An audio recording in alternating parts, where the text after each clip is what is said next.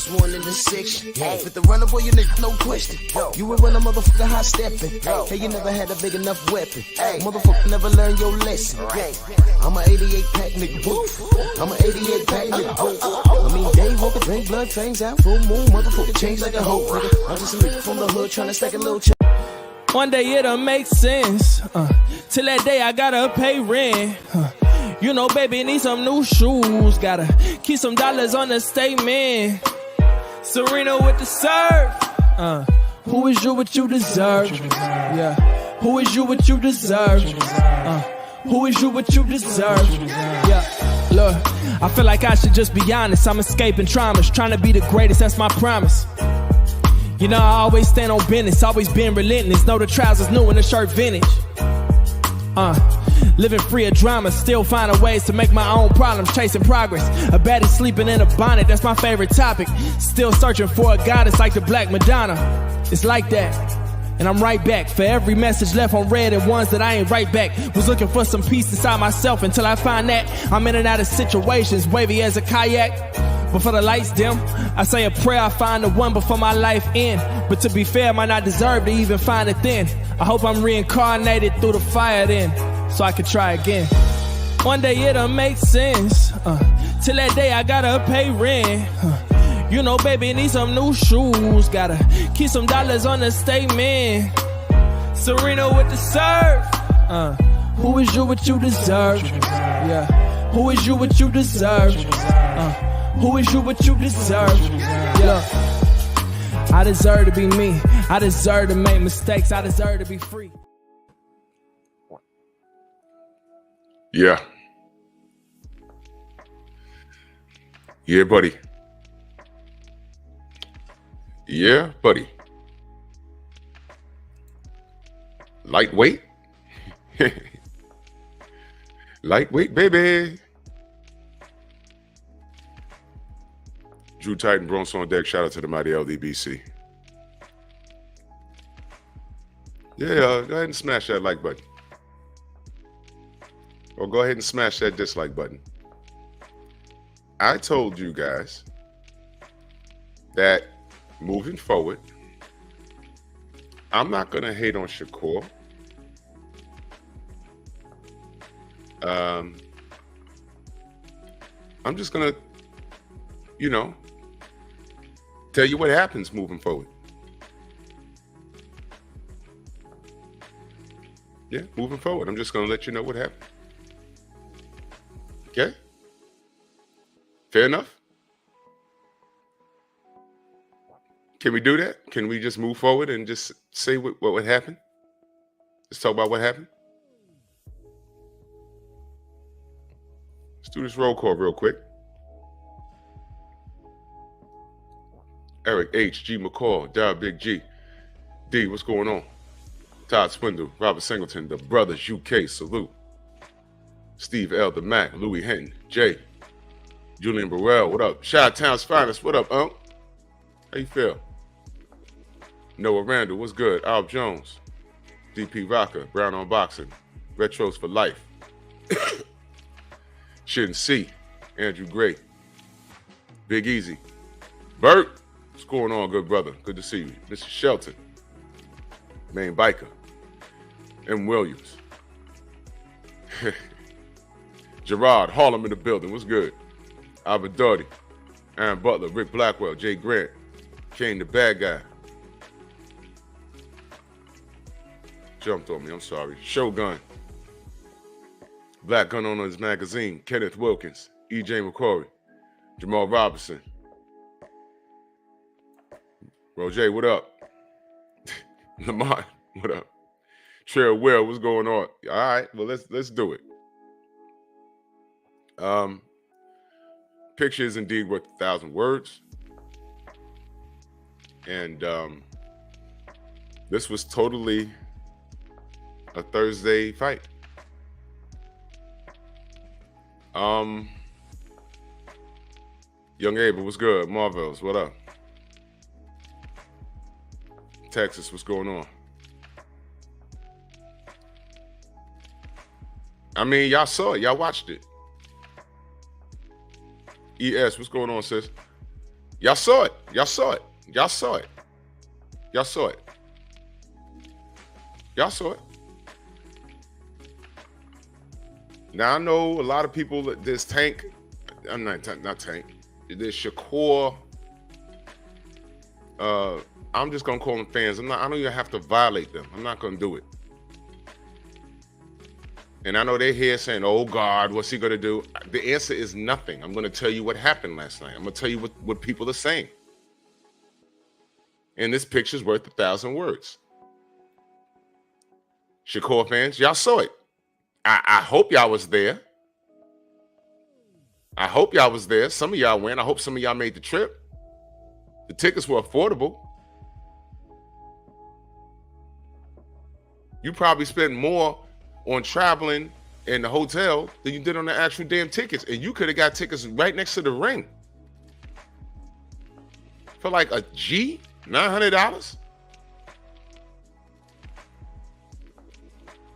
I ain't even gonna hold you. I looked at that and I was like, what's going on here? They're going to Vegas. They got to sell out, right? Al Jones, salute, brother, in that super chat. He said, keep up the great work, man. Much love and appreciation to you, man. Thank you so much. Thank you so much. Appreciate that.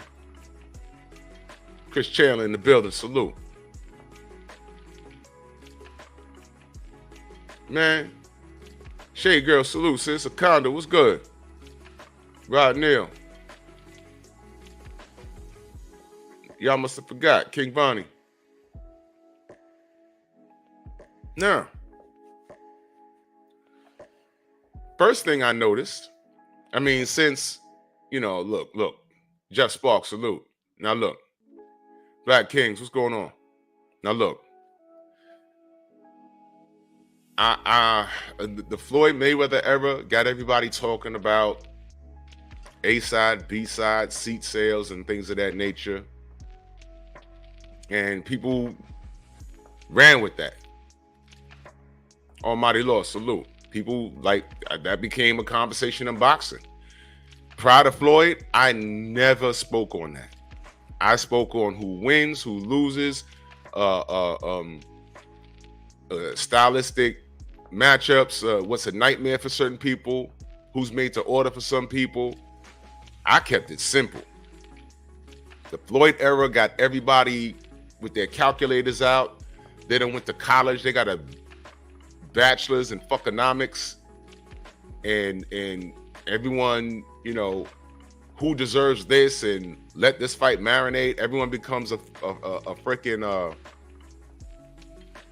a manager, and we got like real jobs. We go to work every day. Well, a majority of us, I would like to believe so. Some of y'all are rich and sitting at home. I don't know. I'm not going to insult anyone's pockets. I don't know y'all. I mean, maybe y'all reserve the right to sit back and take out your calculator and count things. And I mean, I don't know. I'm not going to insult y'all. I don't know. But now that we're here, let's look at it. The first thing I noticed when ESPN swivels that camera around the arena. Now, I've been to the T-Mobile. I just came from the T-Mobile. Era versus Bud. The rafters was filled. The first thing I noticed when they moved that camera around was that those rafters was dark. I was like, uh-oh, I know what that is. And then there was, I forget which side, but there was a side of the ring. There was like no seats filled. None. There was no seats filled. I'm like, what's going on there? Are they doing construction in there? What's going on? Yeah, maybe people didn't get there yet. Well, the Navarrete Kasakian fight, nothing changed. I said, oh, okay, you know what? All right. All right, there it is. There it is. So there goes that. DOG in that super chat, he said, I left work early to catch that snooze fest, 4:30 a.m. You see that? See? But see, the brother left early to go support And he over in the UK. He went home early to support. When you watch it, you support it. Right? And nothing. See what I mean? Demon, what's good? Rick Hill, salute. Unscripted Virtuoso, salute. Sure will in that super chat. Much love, brother. He said happy belated birthday, my brother. Now it's time to cook. Yo, salute to you, good brother. Much love. Yes, sir. Scorpio season.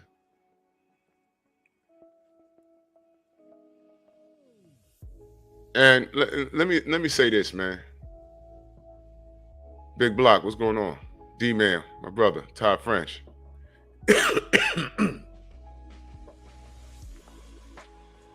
This picture is worth 1,000 words. I was gonna do a post fight, but I said, I'm not even gonna bother. I went to bed. Come on, Shakur, it was my birthday. Well, not by the time you came out. Melvin was good. I'm gonna tell you something unique. By the time he ring walked, I believe, wasn't it after midnight? Which means it was no longer my birthday.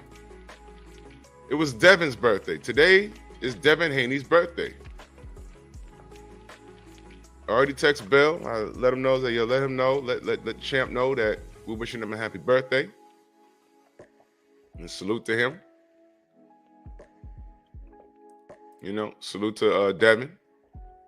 Happy born day to Devin. And then he went to Twitter and should have offered that bum 10%. I was being too generous. And you know what?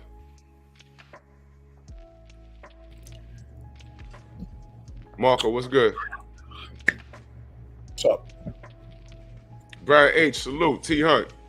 What's going on, counselor? All right, Cobra Head, what's going on? So Devin takes to Twitter and he says, should have offered that mofo 10%. I was being generous. First, your thoughts on what we saw last night. My thoughts? Yeah, go ahead. My thoughts. Where do you want me to start? Hey, all right. Cook for a second. Okay. Go ahead. I'll wait for you. Should I wait for you to come back or should I go? Go ahead. Okay. Well, I don't know if I want to start with the positive or the negative. Let's go with the positive. Positive is, what's up, Jeff? Queens, people don't know this. I grew up in Hell's Kitchen, but I spent a lot of time in Queens growing up. My father was from Queens. Masterful boxer. No, let me rephrase. Masterful defensive fighter. Shakur Stevenson is a masterful defensive fighter. He's a very good counterpuncher. Now, when I mean counterpuncher, I'm saying that not in plural, because he lands one counterpunch at a time. So, counterpuncher, singular. So, great defensive fighter, strong counterpuncher, not great, strong counterpuncher. Very, very heavily reliant on his feet. His defense is feet. I just did a video on this. Those of you who haven't checked it out, please check it out on my YouTube page. He's like a rabbit. He hops in, hops out to get out of the way of punches, hops back in the counter, hops in, hops out. Very foot reliant. Now, why am I even bringing that up? As he gets older and his speed declines, it does for all of us, that's not going to be as effective as a style as somebody like James Toney, who just fought last week at 55 and was still able to make Razor Ruddock almost fall on the floor missing punches. But whatever, we're not there yet. He's still 24 or whatever he is, so he's doing it. So that's the positive. But it was, I mean, when I say painful, painfully boring. Painfully boring. It was so bad that the old adage that you hear people say over the years when a fighter like this, well, it was boxing. You got to appreciate the sweet science, and you got to break. This was so boring. I didn't appreciate it. I mean, I did to an extent because I couldn't do it, but it was so boring. And you think about the old fighters in the day who had this stamped on them, right? Pernell Whitaker, boring at times. Floyd, money, not Pretty Boy. Pretty Boy was like a wrecking ball. But Money Mayweather, boring. But when you take Pernell and Floyd and you compare it to last night, I mean, it's not even close. They were so much more exciting than that. So I think what's going to happen with Shakur is he may go undefeated for a long time. He may even retire undefeated, possibly. But he is going to suffer so badly in his career earnings because nobody wants to see that. Excitement, which is what Tank Davis shows you, excitement sells pay-per-views. Excitement generates public interest. Excitement has people talking. This is going to generate negative talk. Even his fans are like, yo, my man, like, we fuck with you. You're a great defensive fighter, but nobody wants to see this. So that's what I think. And I think in the long run, Shakur is going to suffer financially from this. Because this is a game where you need to sell yourself. This isn't the NBA. You're not getting guaranteed contracts. You're not getting a pension. You're not getting insurance covering you. You got to sell yourself and set up all the money you can make now as you're fighting. And that style is not going to do that. Absolutely not. Absolutely not. Let's Dance. I don't know who you are. What is EQ? What is that? I don't know who you are. And you saying my mods blocked you? I don't know. My mods are very responsible and they do things for a reason. Hold on. I'm sorry. It's okay. What's going on? Somebody talking shit? No. It was somebody in the chat told me I blocked them. I don't know. My mods blocked them. I don't know who it is. Hold on. Reebok is with Shakur? That's right. Yeah, that's going to be a losing investment for them. Listen. But I'm not hating on Shakur. Like, I got nothing against No. We're not. This isn't hate. Right. We're telling we're in line to what's being said. We're not hating on them. Because my problem is I hear every fighter I talk, I don't know how many of you guys in the chat or even you, Drew, have seen my interviews recently, but every time I ask people, the four kings, right? T.O., Tank, Shakur, Haney, who do you think? Almost all of the fighters, not fans, say Shakur. And I haven't seen much of Shakur's fights. I've only seen a couple of them. So I'm waiting. I'm like, okay, let's see what everybody sees that I don't really see. And this is what I got. And, if you can't get hit, you're going to win. But Jesus Christ. All right. Okay. Well, I'm gonna explain. I'm gonna explain the position since people are gonna call us haters anyway, and it's okay. Felix Nunez, my brother in art. Salute. He said, "Happy Born Day, Drew. De Los Santos deserve respect." And you know what? Let's give him respect. First of all, I said going into this fight that De Los Santos is not a pushover. De Los Santos is not a pushover. He came in, and I was saying, Shakur should win. But if y'all remember, De Los Santos pumped the brakes on El Rey. And nobody saw that coming. Beezy, what up? Indigenous King, what up? He could crack, and Shakur, he felt that in the first round. He said, you know what? I better not stand there in the pocket with this guy. This guy hit me. It's for real. And he was never hurt. And I thought De Los Santos was looking to get into an exchange. Shakur wasn't. And guess what? That's smart. But what was the trade-off? You look like Ish, man. You look like Ish. You was on your bike. The jab won you the fight. If you want to say that, I'll say the jab won you the fight. You was landing the jab first, but at no point De Los Santos was never hurt, and he was looking to exchange, but you wouldn't exchange. So did he do enough to win the fight? Yes. I'm not going to get on here and scream robbery. He did enough to win the fight. However, did you see the numbers? 40. It was something like the lowest landed number in history. In history of CompuBox. In history, I've never seen anything like that. What the fuck? I've never seen anything like that. And when something like that happens, you absolutely have to look at the person that's headlining. That's Shakur's fault.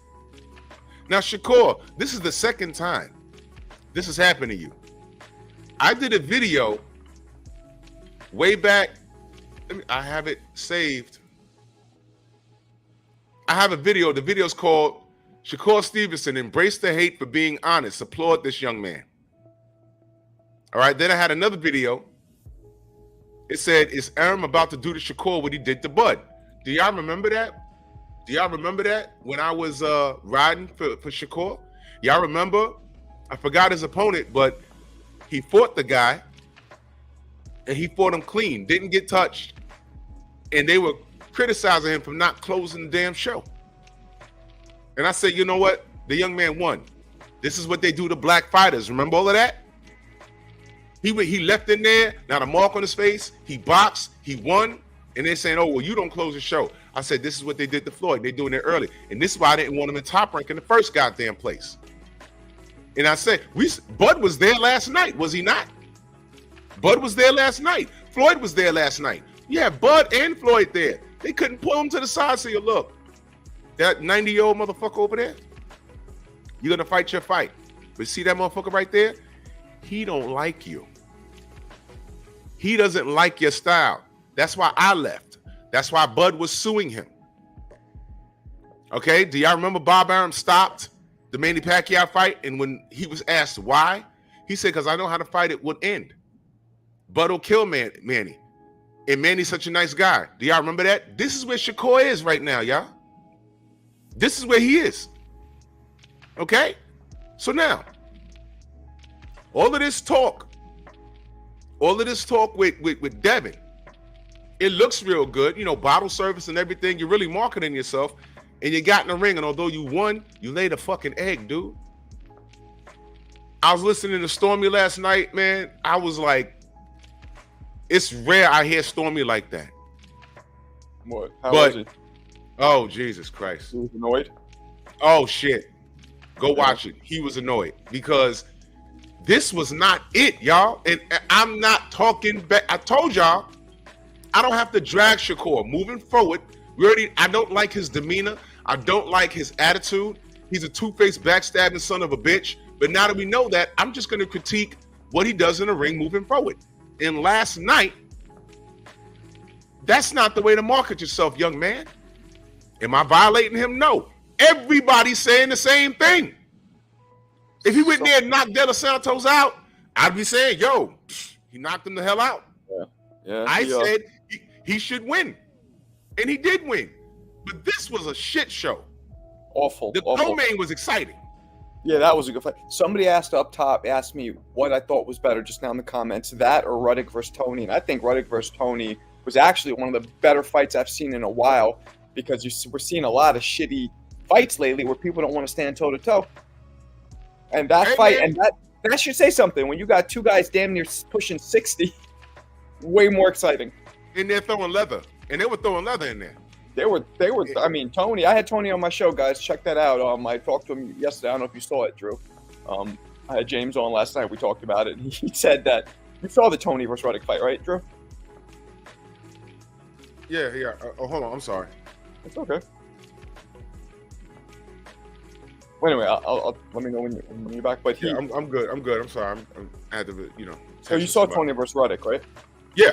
Yeah, so Tony said, I don't know if you remember, but after about round 2, they go, we just been informed by the Jamaican athletic board that the rounds need to go from 3 to 2 minute rounds. And Tony told me that was Razor Ruddock, who after 2 rounds was like, fuck this, drop it to 2 minutes. Because Tony was getting in his ass. Pause. James, that's James Toney has one of the highest ring IQs I've ever seen. Oof. And stylistically, he's one of my favorite fighters of all time, stylistically. He doesn't have the hardest punch. I mean, as he went up in weight, but Right. wow. Yeah, I mean, and that's why he can exist. And you saw it in there. I mean, those guys, it was disgusting to watch them with their shirts off. I know. Especially since, last time y'all probably saw Razor Ruddock, I mean, he was a chiseled Adonis. Yeah, well, James told me yesterday he had just finished losing 80 pounds, and he's going to lose more. When I saw him, I was with him in person last year or 2 years ago, and he was even heavier. He was probably about 80 pounds heavier then. So he's slowly, cutting it out. But he's going to fight again. He told me, which I'm not crazy about for obvious reasons, but it's boxing. I'd really like for him to just sit down. Yeah, he shouldn't. But I mean, he shouldn't fight. But then it's like, but look how much more exciting. And Razor Ruddock is so much bigger than him. People don't realize. James is about 5'10", I'd say. Razor's like 6'4", 6'5", right? 6'3" or 4. Yeah, he's big, man. He's a big dude. And it's hard, even at his age. And they were trying to. You saw the first round they went light, and James told me that Ruddock started swinging hard at him, so he just let go. And let me get back. Let me put up what Brian H said, and I agree. He said again, I do not think this exposed Shakur. This was the same exact fight we saw Shakur versus Germain Nakathia. Okay, and I agree. This is who he is. This is who he is. So my question to the people that like to look at seat sales and bank accounts, if you are a Shakur Stevenson, and you see, I'm not even calling him Sanchez today. Okay? You don't need to. If you support this kid, were you satisfied with what you saw last night? He got the win. All right?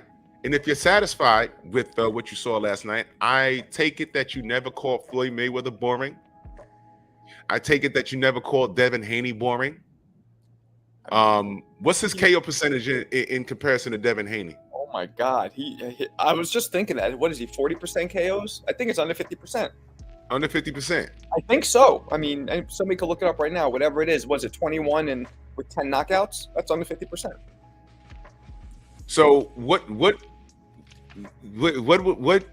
I don't get it. Everything y'all guys try and rip Devin for.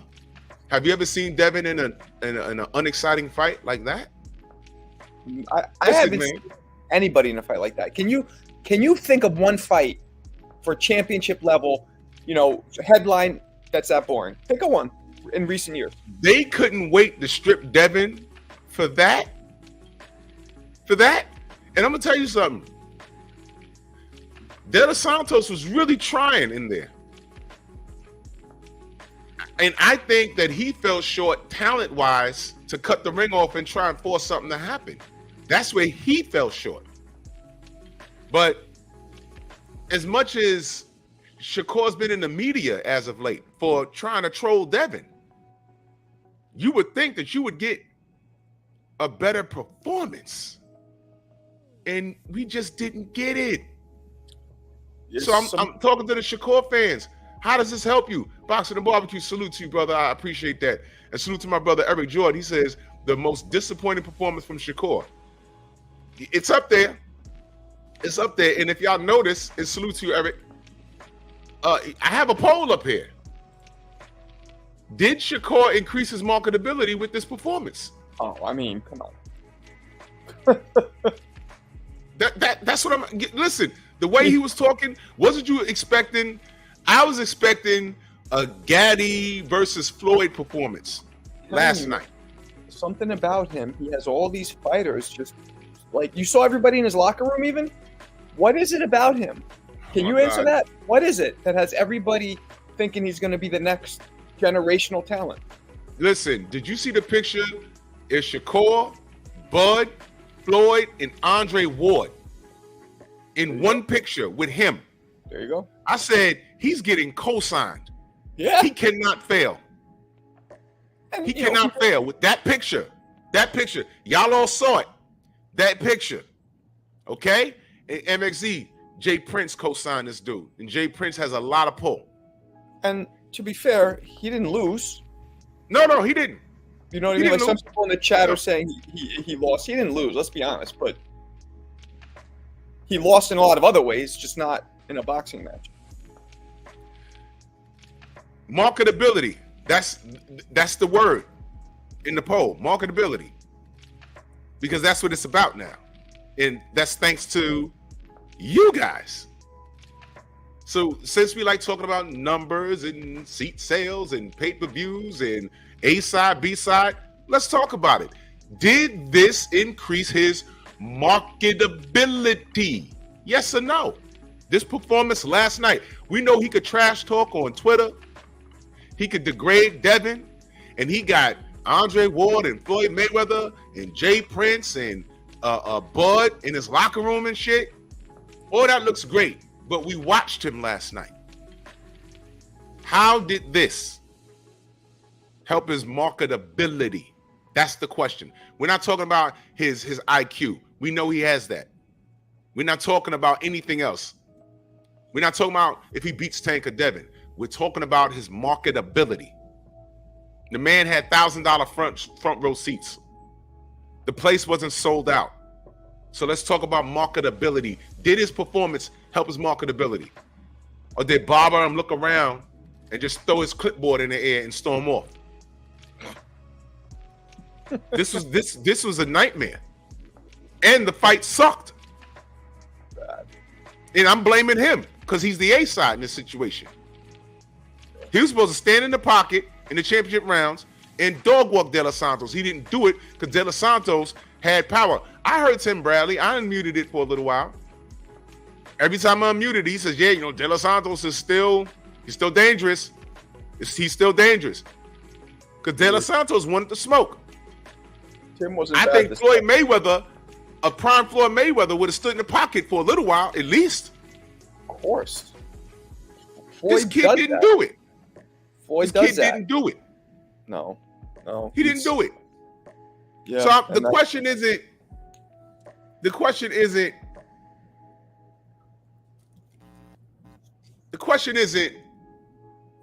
anything about his ring IQ and who he beats. Let's talk about his marketability. Well, let's start here. The fight was on a goddamn Thursday. Yeah, why was that?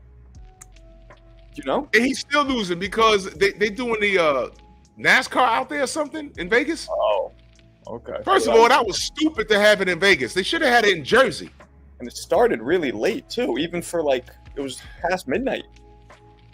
Out here, I think they 3 hours behind us.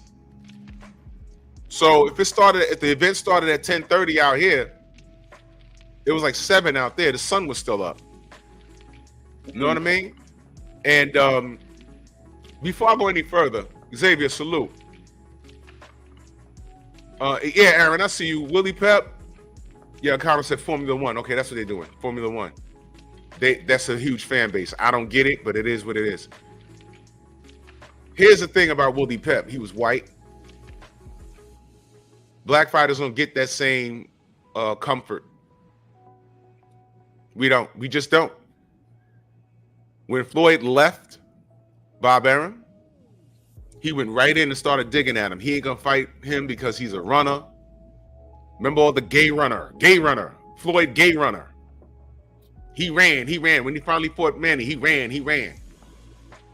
Everyone run. See, we're runners. Black people are runners. Lomachenko's a boxer. You see how that works? See how that works? The speed, the angles. But, the real speed and angles that Floyd had, he was a runner. They tried to do the same shit to listen, I ain't gonna get too deep. Boxiana, salute me. Oh, let me put that up there. Hey, good brother Druth. You got Marco over here. We owe him a show. What's that? What's that mean? Yeah, hit him up. Yep. They did the same thing to Whitaker. In times, in Whitaker, I don't even know why they did that to him. I don't even know why they did that to him.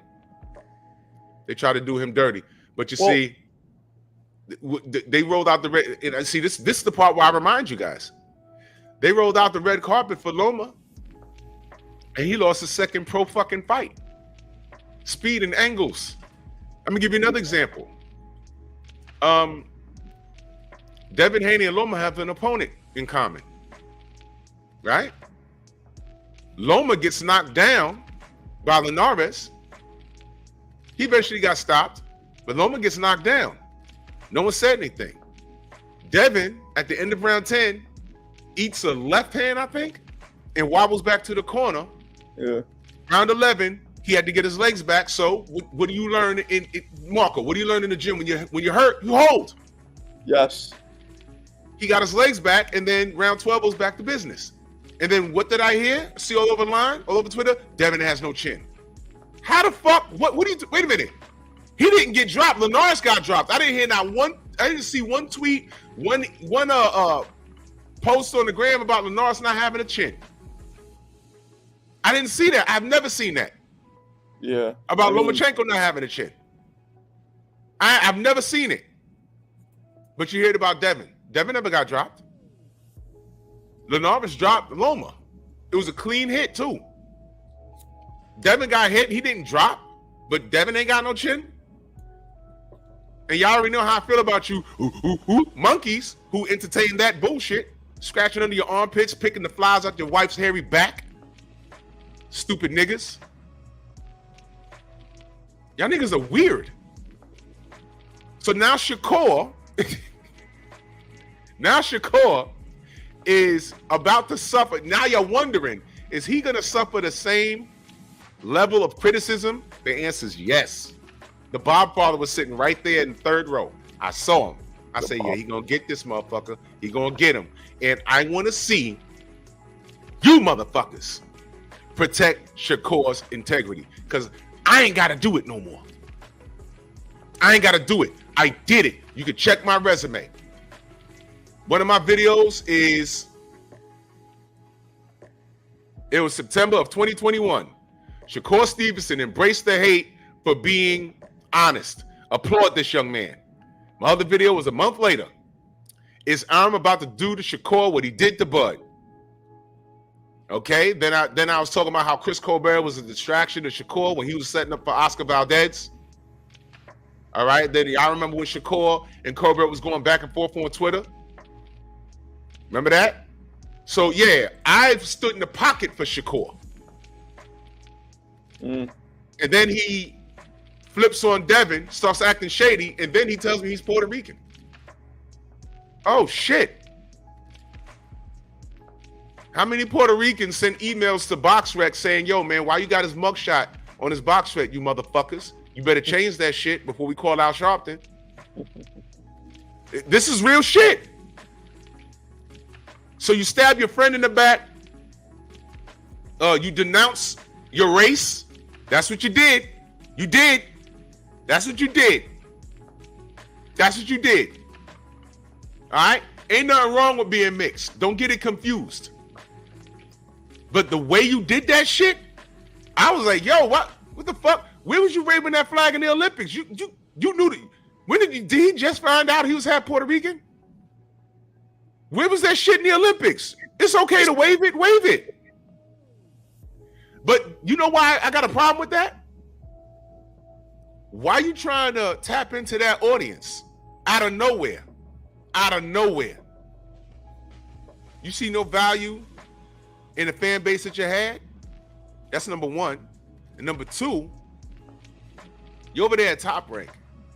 They see value in white fighters and Latin fighters. So to me, that's a fucking money grab. That's a money grab. Who told you to wave that flag, dude?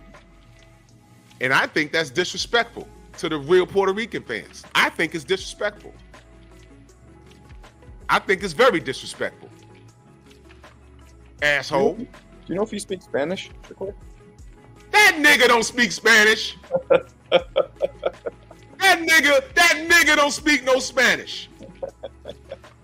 I ain't see him on Telemundo. They had homie in the ring that translates. He speaks Spanish and English for ESPN. It was all English. Yeah. What are you talking about? What, his mom's? Salute to Robert Singleton in that super chat. Much love. He says, salute Drew and Marco. The last championship fight I can remember, that boy was Fury and Vlad. Nah, this was worse. Way worse. This was way worse. This was even worse than Mello and Canelo. Worse. Not Mello. Mel. Excuse me. And Canelo. You know what was the worst? All the Hopkins fights bored me. I hate to say it. You remember Chris Bird and and Lord forgive me because I had him on the show. Chris was kind of entertaining, I thought. Nah, when he fought Touch of Sleep. When he fought. That sounds familiar, but what's his name? I'm sorry. I had him on the show. You don't remember his name? It's fucked up. Damn. I'm sorry. Touch of Sleep? That was his nickname? That sounds so familiar. Yeah, he fought Klitschko. He fought Vlad. Touch of Sleep. Why am I having a brain fart this morning? This happens to me every morning. That's how I know I'm really 48. Had him on the show. He's a good dude. And we spoke to him. Touch of Sleep. I guess somebody Google that. I had him on the show, goddammit. Yeah, like one of those random. I had him on the show. And he's a good dude. Brewster. And we spoke to him about the fight. No. Brewster. Brewster and Bird never fought. They're cousins. They would never fight. Yeah, they're cool. Salute to Eric Jordan, that super chat. He said Shakur Stevenson was shit in his boots in that fight. DeVarrow Williamson. Yep. DeVarrow Williamson. I just Googled it. I don't even remember. I remember his name, but I don't really remember much about him. Do you remember that fight? Nah. It was on Showtime. It was and I think they threw more punches than we saw last night. If you look at it's on YouTube, if you look up DeVarrow Williamson versus Chris Bird, they stared at each other for like 10 rounds. It's like the bell rang, and you know Chris, he got the palm out and boom, and then he's missing, and I'm like, and I sit up there and I'm watching it like, man, all right, I know Chris ain't the biggest heavyweight, but goddamn, DeVarrow, run up on him. Chris, it was exciting though. This was supposed to be, and I agree with Queen in the chat. He didn't want to get hit, man. Shakur didn't want to get hit. Shakur didn't want to get hit by this guy. I mean, nobody wants to get hit. And if this was under different circumstances, maybe I'd be standing in the pocket for Shakur a little more. Maybe I'd be like, yo, get off his dick. He won. Because I'll do that. But I don't have to do it anymore. Well, then he also said that, and not only him, but the announcers were really, really heavily implying that there was some injury to his hand. On whose hand? Shakur's? Yeah, you didn't see that? I had it on mute. I didn't. At the end of the fight, you didn't even know this. At the end of the fight, during the fight, the announcer says, "Oh, he hasn't really used his straight left." There's something about there was bruises on his hands earlier. There's a picture, and then at the end of the fight, they asked him about it, and he tried to play it off like, "I don't make excuses. I don't want to comment on that question." But then he said, "But I wasn't all 100%," and he said something along the lines of, they asked him, "What can you do differently in a rematch?" He said, "I'm in the gym too much. Being in the gym too much is how you get injuries." So he was heavily implying that he had an injury. Is he an idiot? Look, PR means public relations, not Puerto Rican for him. PR. Someone need George. What's good? He said Kriegel said he saw his hand. It was bruised during the week. It was Kriegel who said it. Yeah. Yeah, but you know what? He ain't in the gym too much. I ain't never heard Bud say that Bud is deadlifting 500 pounds with his 147-pound ass. I don't see Bud complaining. Bud probably in the gym right now. Yo, let's on the news. Yo, let me hop on this treadmill and put it on 10. That's Bud. What the fuck? Listen, okay, he in the gym too much, right? Here's why that's bullshit. Did this fucking idiot not miss weight?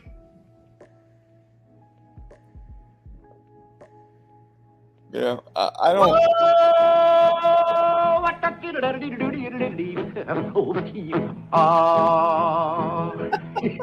Kind of pretty before it gets started.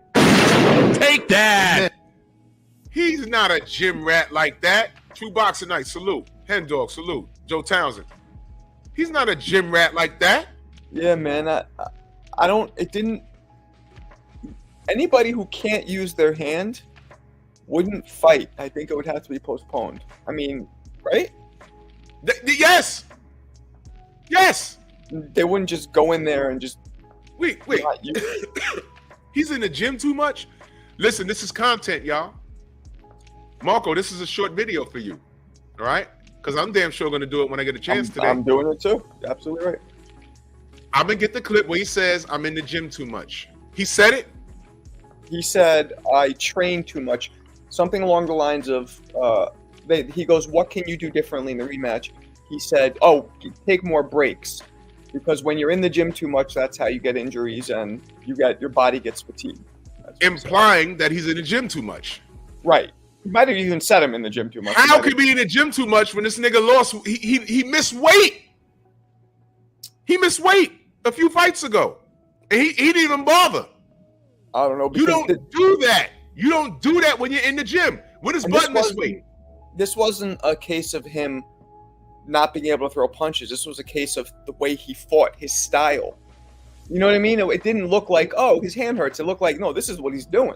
He's staying away and picking shots and completely content with not engaging. You know why I'm still not going to buy what he's saying? Gary Russell Jr. had a fucked up hand in his last fight, and it was way more exciting. And I think he won. Floyd Mayweather busted. How many times he broke his hand? All right, Joe Calzaghe broke his hand in every other fight. In every other fight, every time I turn around, you saw a picture of him holding up his hand. Broke again. Right. The man threw 1,000,000 punches around with a broken hand. I'm not hearing this shit from Shakur. Yeah. This is why we call him Shakap. No, I'm sorry. Listen, I'm 48. He's lying. He's lying. He's a liar. This is an excuse. Watch this. He won, and he's giving an excuse as to why he looks so bad. Well, the first thing he said in the interview was, I'm not happy with my performance. So at first I was like, okay, it seemed like he's taking some responsibility. He knew he didn't look good. But then it turned into like, but to his defense, it was the announcer and the interviewer who brought up the whole hand thing. He didn't say it on his own. He just responded to it. I ain't never heard Floyd Mayweather say, I'm not happy with my performance. I ain't never heard Andre Ward say, I'm not happy with my performance. I ain't never heard Bud say that. I never heard Devin say that. Never heard Tank say that. Never heard Deontay Wilder say that. I never heard Lennox Lewis say that. I mean, I don't think there's anything wrong with saying that because then you're taking accountability for yourself and saying, I'm going to work harder and come back.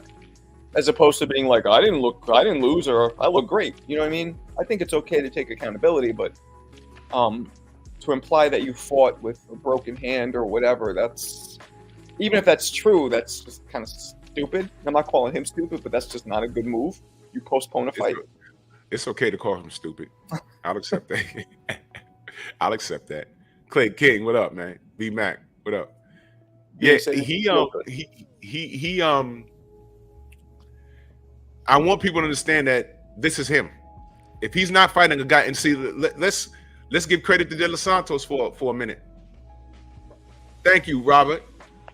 Wilder stopped Wilder broke his hand fighting Ariola, man. Which hand did he break? The left, right? Shit, I don't remember. All he needs is that right. He's one of the few fighters in history that just needs that one punch and he's good. Yeah. But I remember he had pins in it. He had to get pins in his hand.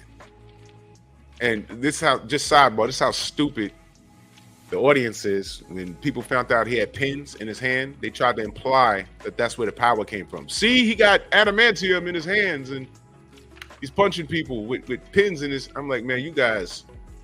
He broke his right hand. You know, the guys is ridiculous. Anyway, I'm gonna give credit to De Los Santos. You know why?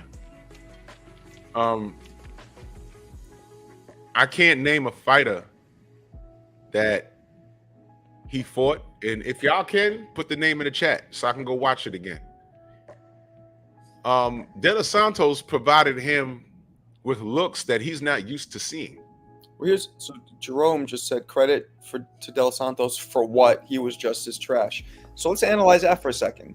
Yeah, let's do that. Was he just as trash, or was he forced to fight the way he did? Because he was not engaging much, and when he did, I mean, he tried. He was going forward a lot, and dude would just get out of the way. I mean, so I guess he did try. He was cautious a little, for sure, because he saw the quick twitch reflexes of Shakur. But that's what threw Shakur off about De Los Santos. If you saw his movement, his feints, he was almost just as fast. And I don't think Shakur expected that. Shakur didn't want to engage. He didn't want to engage. Yeah. De Los Santos kept charging him like a bull, and Shakur would just move out the way, and then he'd circle, and then they'd be right back in the middle of the ring and start it all over again. Yeah, it was a reset every time. It was a reset. De Los Santos, literally, he couldn't cut the ring off. It's hard to cut the ring off with Shakur. His feet are too fast. Yeah, he's too fast. He really tried, man. He tried. Not taking away Daniel Mitchell's salute. I'm not gonna completely. Listen. I'm not calling Shakur trash. I'm not gonna say that. I'm saying this shit was unexciting. And this is why the shit didn't sell no seats. He didn't engage. I was not impressed. And I think it was more De Los Santos his style was spoiled because of Shakur. It wasn't the other way around. Shakur spoiled his style. He's a spoiler. Yeah. And that's what we had last night. Because we saw what De Los Santos could do when he engages. He wants that smoke. He really does.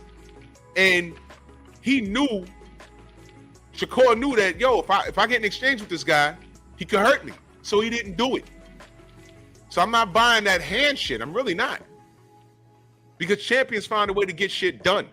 Yeah, and at the end of the fight, Shakur there was a couple rounds where he put his foot on the gas a little bit and threw some punches, and it didn't look like he was trying, you know? Yeah, he couldn't hurt De Los Santos. He knew if he got into exchange with that guy, De Los Santos, there was a chance that De Los Santos would get the better of him. And he can't afford any of that at this point in his career. And this is self-inflicted because the expectation of him is so high right now.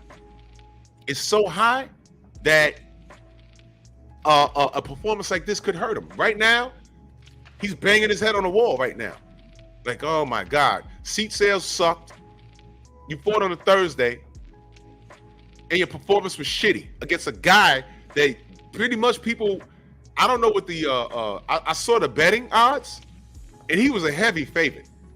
I don't know if he's banging his head. He has so much smoke being blown up his ass because he has all these fighters and all these people saying how great he is, even after last night. I don't know. I hope he looks at this and says, I got to improve my level of excitement and marketability. I hope he looks at it that way, but he might not, man, because when you got yes men and people saying how great you are, sometimes you don't look deep within yourself. Well, that locker room picture he took with all those stars, all those legendary Hall of Famers right there, Bud and Ward and Floyd. He has big shoes to fill. He has really big shoes to fill. That picture, those names I mentioned, that's Hall of Fame shit right there. Bud, Floyd, and Ward in the same room taking a picture with you, and you went in there against a guy that you was picked to dog walk, and you didn't sell out. All right? Literally, you didn't sell out the venue. The seat sales wasn't even that great. You didn't sell out in the ring. Okay? You look good everyone sees your foot movement and your reflexes and shit, but it was a boring ass fight. And this guy made it to 12 and wasn't even in trouble. And I agree with you, Jerome Truitt. Jerome says Santos was aggressive. Yeah, he was. Yeah, listen, they both were aware of the talent.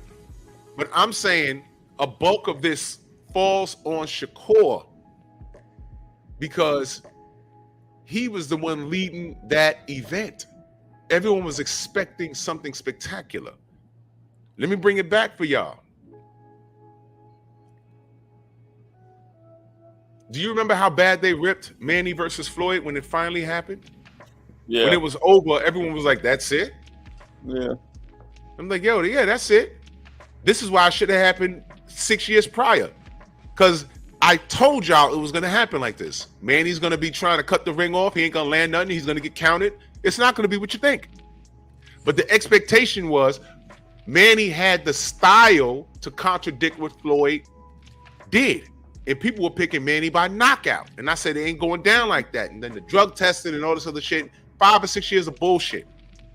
I have a relative that was in high school when this controversy started. When I said, yeah, man, I'm gonna take off a couple of days of work because Manny and Floyd are fighting this weekend. He said, oh man, they ain't fight yet? And I said, oh nah. And I realized he was on his way to college by the time they started the fight. So the whole time he went through high school, these motherfuckers ain't fight. Now he's on his way to college, they about to fight. See what I'm saying? Man. I think body work would be the only way to possibly beat or get to Shakur. But even that's tough because unlike other fighters who stay in the pocket, he literally takes his feet and moves. So you're even going to miss a body shot. You know what I mean? Yeah. I gave Del Santos 1 or 2 rounds, and the one round he was hitting him in the body. You know, Shakur would move and his head would be out of the way, but his body would still, because this way Shakur moves a lot. Head first and then feet second. Yeah. So he can get the body when he's on his way out. You know, right. He didn't really commit to the body much.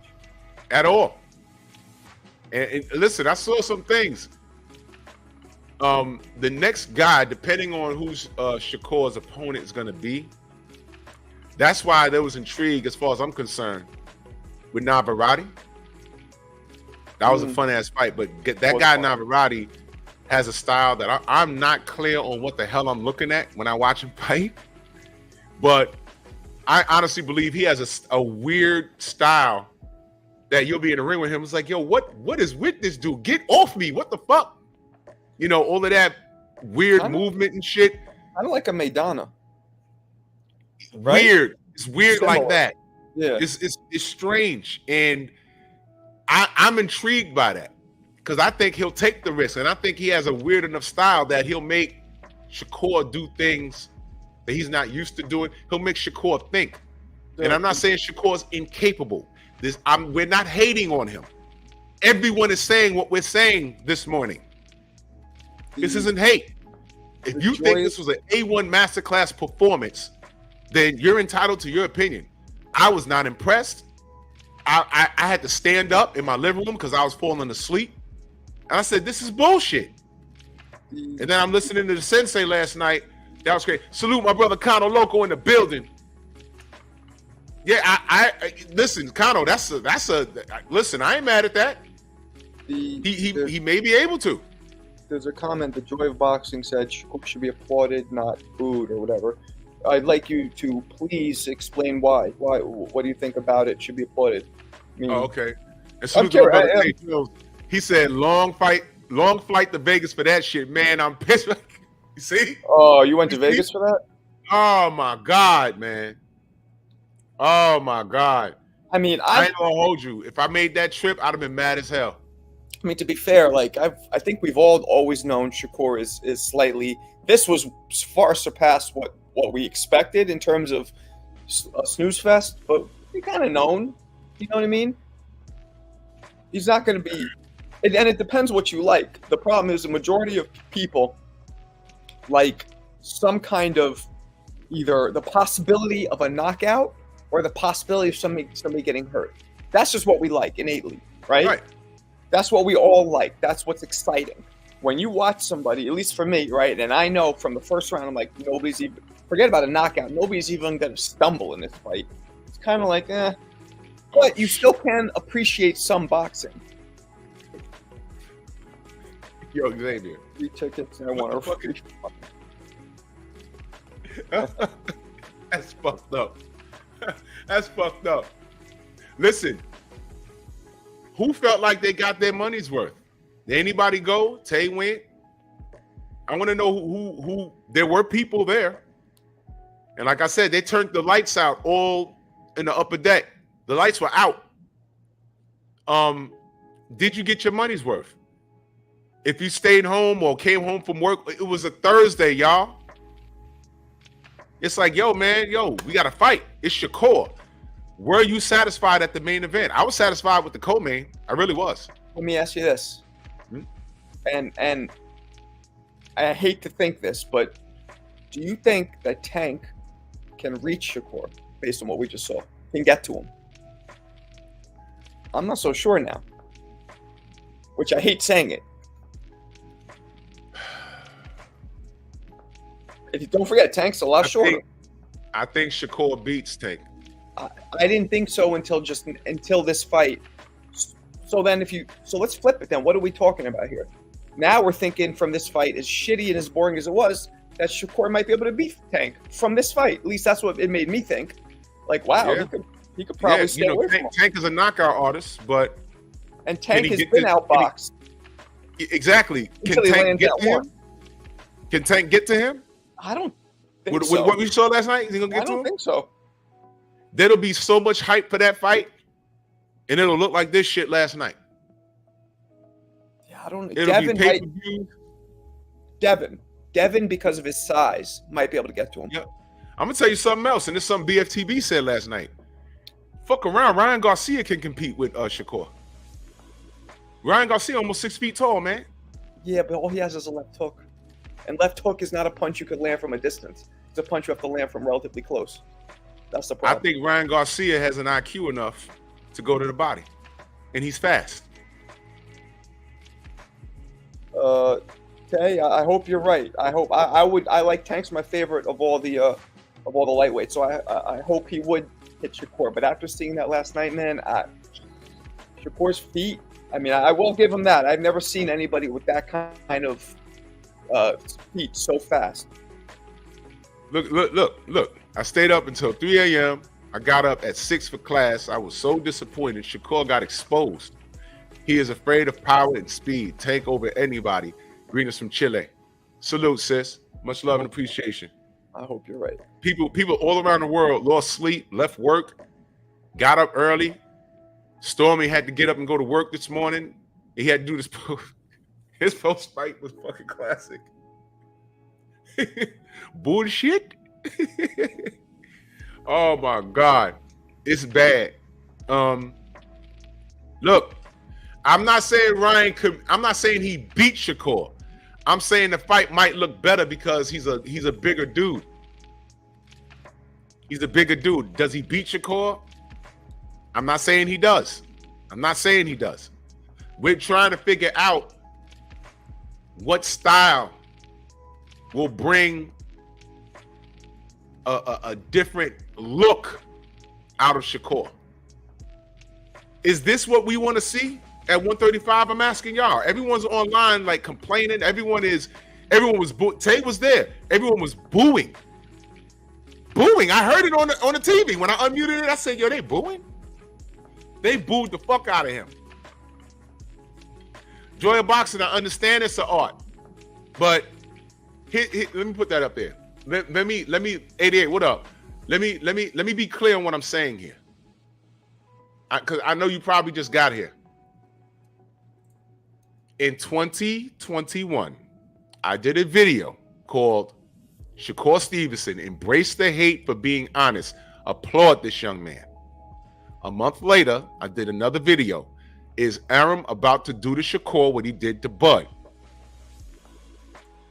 Joy of boxing, my concern for him going to Top Rank was over how Top Rank treats black fighters. They don't like guys like Shakur. Everyone who follows me, y'all know that. Y'all know I said that. I have a problem with him going over to Top Rank.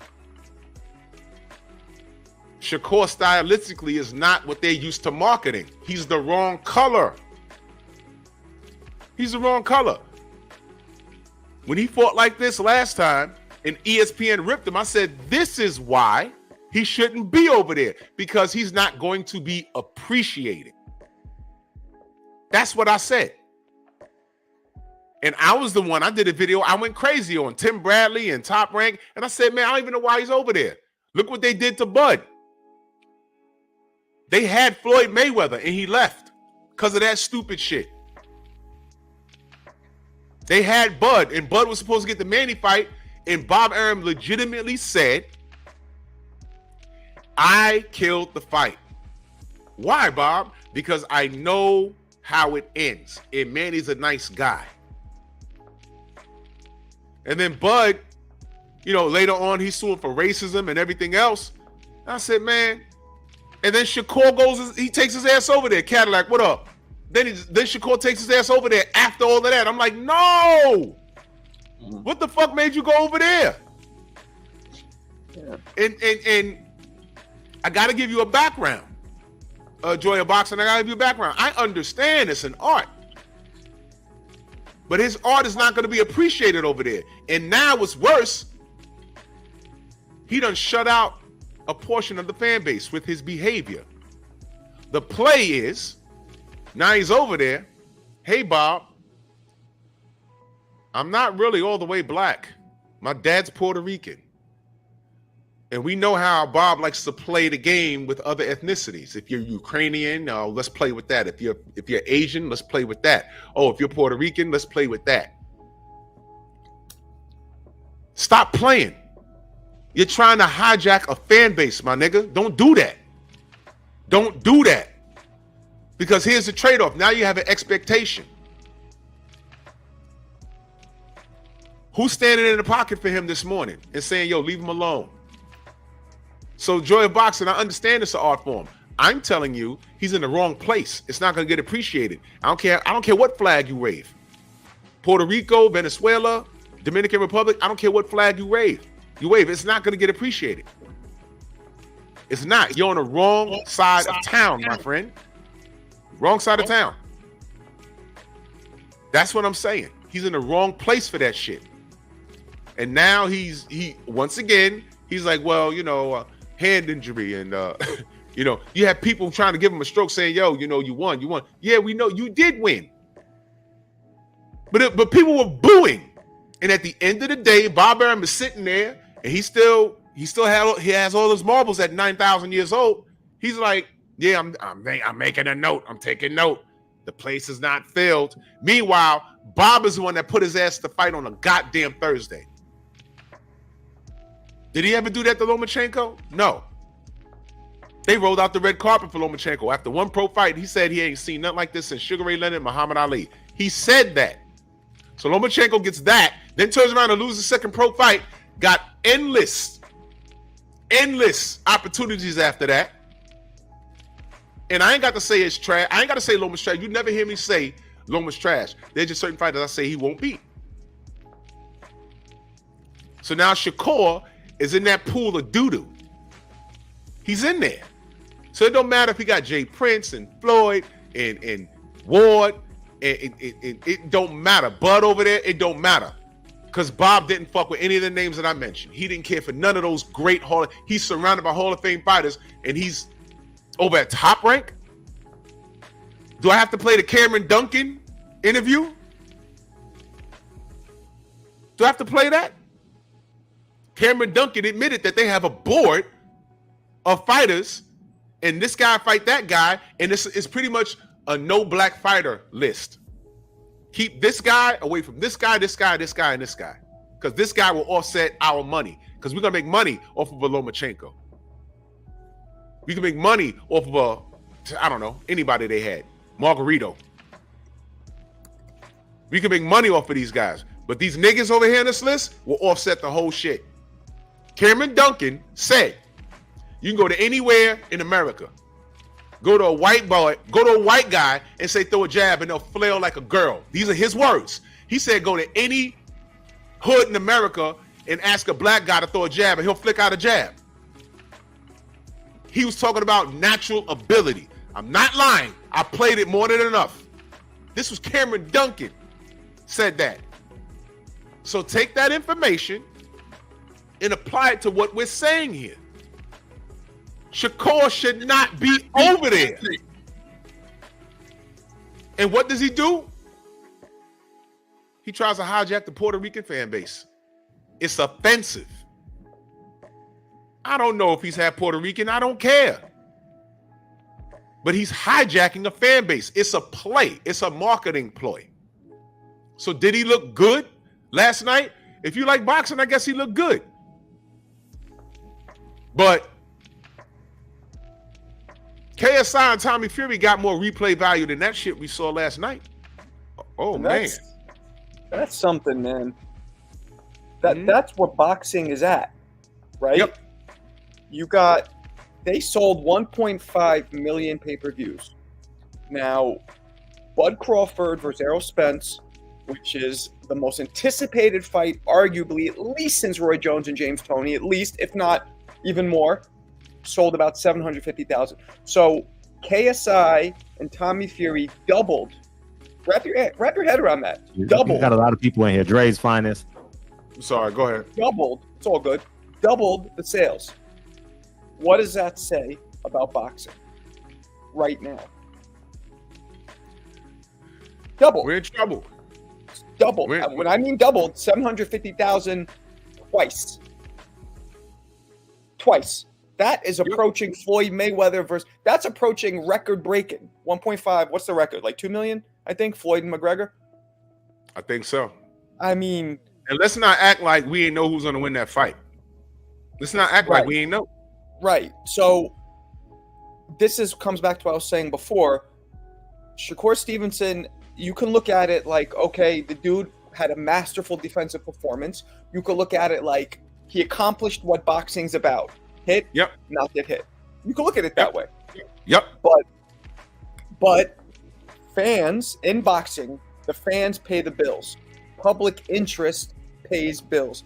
Public interest takes you from being a fighter who's going to end up with, after a long career of being a champion, broke with no health insurance, or a millionaire with tons of investment properties, and which so few fighters end up.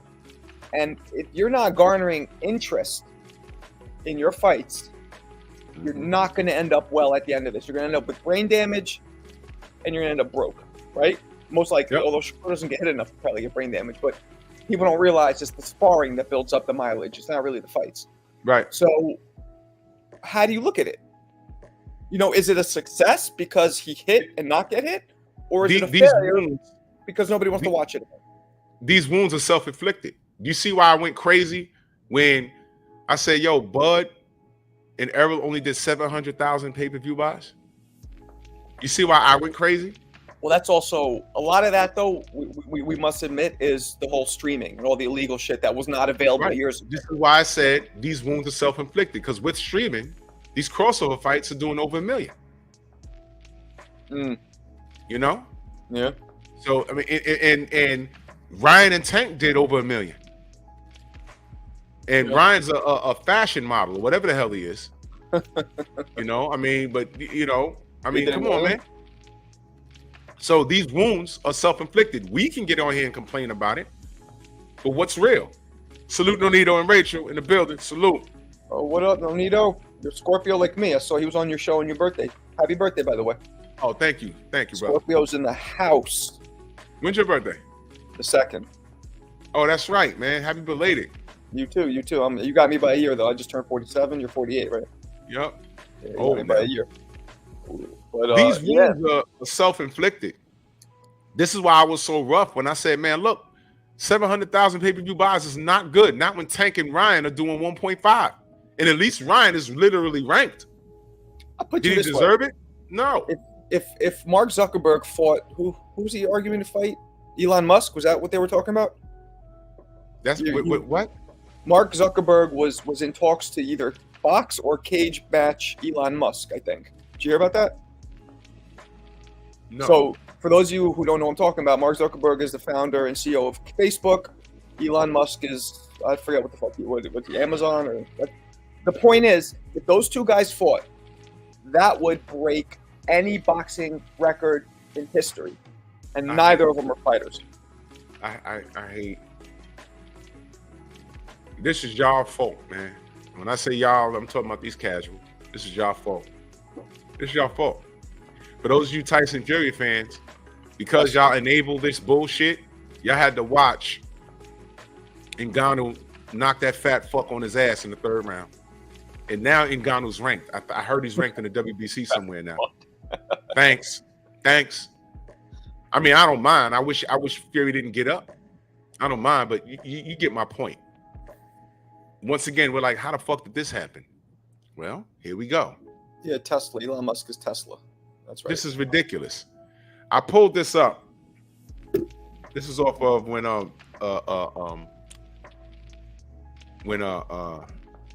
Cameron Duncan was in the barbershop.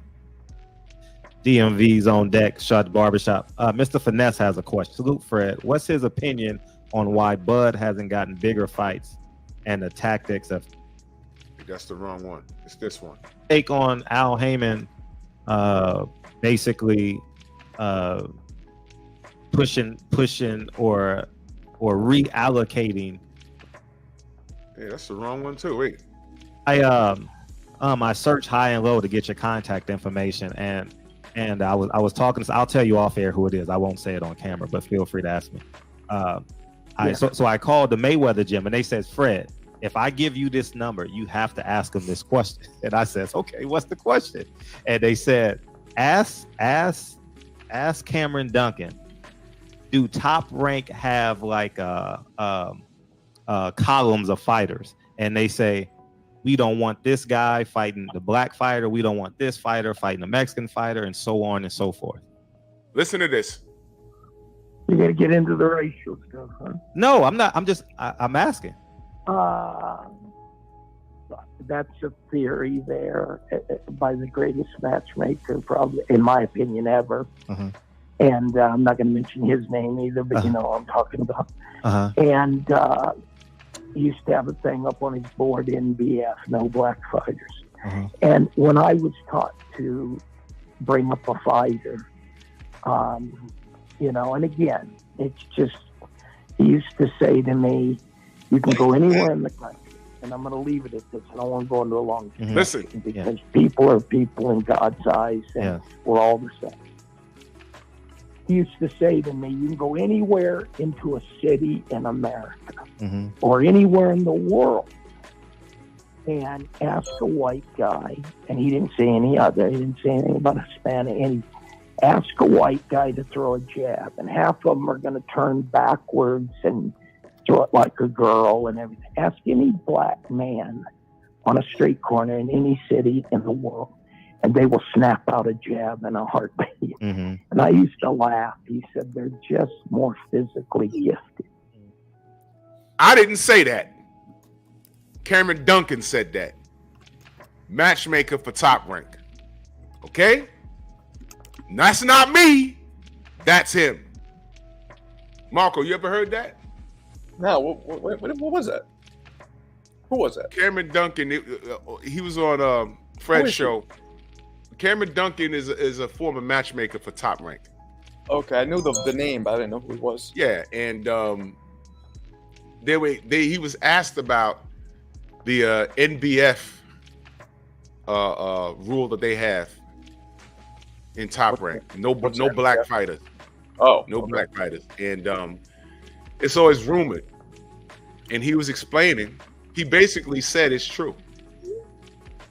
A lot of black people are the black fighters are nightmare. Their matchups are nightmares for their other products. It's a weird rule to have in a sport that's dominated by black fighters. That's really stupid, but okay. Well, this is why, Floyd left. This is Yeah, why Bud Bud had the sued. issues with him. Yeah. And this is why Errol Spence said, well, he said this about Oscar De La Hoya, but Oscar is kind of cut from the same cloth as this motherfucker over there. He said, you don't know how to promote black people. What we're saying is this shit is real. It's real. Cameron Duncan said that. Is he white? Cameron Duncan. I ain't got time. I'm gonna play. I could play the whole interview, but that was very, very weird. Is he a white guy? Yeah, he's a white guy. Okay. And Noni don't know him. He said, I think you got it wrong. What I got wrong? Let me know. He said that he basically confirmed what people are alleging. They basically that's what was going on. No black fighters. These guys are a stylistic nightmare. And he pretty much confirmed it. He pretty much confirmed it. So I'm like, okay. You know, it's a cruel world we live in. But when we say things like that, people need to know that you need to know that we didn't make this shit up. Yeah. They have this shit on the board. And they dictate who fights who. That's what matchmakers do. I mean, so Aaron's 91, right? What happens when he dies? Which I'm not wishing it on him, but obviously it's a reality of life. It could happen any day. What happens? Does somebody take over? Who takes over? Do things change over there? I don't know. Doesn't he have a daughter? I don't really follow this side of boxing. I don't know anything about the promoters and managers. I try to not even pay attention to it because I know somebody. It goes to somebody. I wonder who. Amazing. Does it change? I don't know. It's amazing that he has all his marbles. Todd DeBuff goes in. I don't know. His son-in-law, possibly. I don't know. But I gotta believe that all of that is set up. You know, and he is 90, and I'm not wishing it on him. It's a possibility that one day he just might not wake up. Any day. I mean, that's a long life, you know? Yeah. I mean, he had a long life. He had a very long life. He's still walking around, and he has all those marbles, but things just happen. Yeah, he does, man. I hope I'm that, you know. Yeah. Yeah, you know, so I gotta imagine that he has all of that stuff lined up. I mean, written down, you know, this is where I wanted to go for the next 10 years, and it's written and it's in writing and shit like that. Real quick, last night I was at Teddy Atlas's. He had this charity dinner in Staten Island. Stephen A. Smith, Max Kellerman was there, Tracy Morgan, like mad people. Larry Holmes. It was dope. It was like 800 people. It was Brian Custard was announcing the shit. It was dope. Oh, that's dope. Where was it at? Well, yeah, it was a lot. I'm flaking on others. There's a lot of big names up in there. A lot of people from Chris. You know what happened? I saw Larry at what I got wrong. Let me know what I got wrong because I want to get it right. Let me know what I got wrong. You saw Larry. I was going to the event the other week. And I saw Larry Holmes. And Larry Holmes, that's my dad's favorite fighter. Yeah. So I said, hey, champ. I said, yo, my dad, been watching you since the 70s, man. You're my dad's favorite fighter. He said, is he alive? I said, yeah. He said, is he here? I said, nah, he's probably home watching the news. He said, call him. I said, what? Oh, shit. Yeah. So I picked up my phone and I called my dad. I said, Dad, you sleep? He was like, nah, what's going on, kid? I said, hold on, I'll put you on the phone with Larry Holmes. He was like, what? I put him on the phone. He said, hey, man, you should be here. I'd have bought you a drink, man. Everything all right? And I hear my dad on the other line. He's like, yeah. Who's this? He said, this is Larry Holmes. He said, oh, okay. Yeah, man, good to talk to you, man. And Larry's wife was there. And she's like the boss. She's in charge. So they were going on some steps. And I was like, oh, okay. I said, all right, Dad, I'll talk to you later. So I did like a quick video. I ain't uploaded or nothing. And I called my dad. No, my dad called me the next morning. He said, "Hey, kid, listen, you know I was half asleep when you called me last night." He said, "Did you call me last night, right?" I said, "Yeah." He said, "I could have swore you said, here's Larry Holmes." I said, "Yeah, he was on the phone with Larry Holmes." You're like, He said, "God damn it, you know I was half asleep." I was that look, man, sucks. my dad's in his 80s. You know what I'm saying? So I'm like, man, look. He said, man, you had me on the phone with Larry Holmes. I didn't even know. That was funny as hell, man. Stephen A. and Max Kellerman were both there, and they did not go anywhere near each other. Oh, I was about to ask you, because I know they got, So they sat the separate. There was like a big table in the front. It was like 800 people all sitting. It was like a fancy dinner, charity event, and there was like a table at the head and a long table, and all the people were sitting there. Paulie was there, Malinaji, but Stephen A. and Max were on separate sides, and yeah, they didn't go anywhere near each other. Benito says Cameron isn't a matchmaker. Okay, that's my fault. He's a manager, then promoter. He's talking about the matchmaker at Top Rank who said these things. Okay, thank you. So it was said, but it wasn't Cameron. Cameron is just confirming it. Okay, good. Okay, so he's confirming it, but he's not a matchmaker, number one. He's a manager and a promoter, then a promoter, number two. And he's talking about the matchmaker at Top Rank who said those things to him. Okay, good. But his word is just as good because he was there. Thank you. I appreciate that. Thank you. I want to be clear. Thank you. So he confirmed it. Thank you. Yeah, this is a crazy world we live in. But I got to run. I got some things to do. Marco, let everyone know how they can find you, good brother. Okay. Marco Boxing on YouTube. Marco Boxing on Instagram. As of late, my Instagram has popped off a little bit more. Generally, my YouTube's a lot more active, but now Instagram's picking up. It's just Marco 3_ boxing. I should probably put it in the chat. Yeah, put it in the chat. And please, man, guys, go check out. I put out little breakdowns of fights, but I also interview a lot of legends. You know, recently I just did James Toney. I just did Kevin Johnson, who's the guy who's been in all those sparring clips, getting the better of Shakur, of Haney. Sorry, Drew. But you know, again, those are clips, and obviously, and I say this too, in all those videos, we're just seeing a couple minutes here. There's a lot of sparring where 2 minutes, one guy might do well, but the rest of the sparring, the other guy is dominating. So you never know. But still, Kevin Johnson does have a bit of a folklore in boxing for doing this with a lot of fighters. Although under the actual lights, he's 12-3. So, you know, I don't know what's going on. But anyway, it's Marco _ boxing. So I'm gonna put it in. And please, guys, check it out. If you like legend interviews or if you like current stuff, I do both.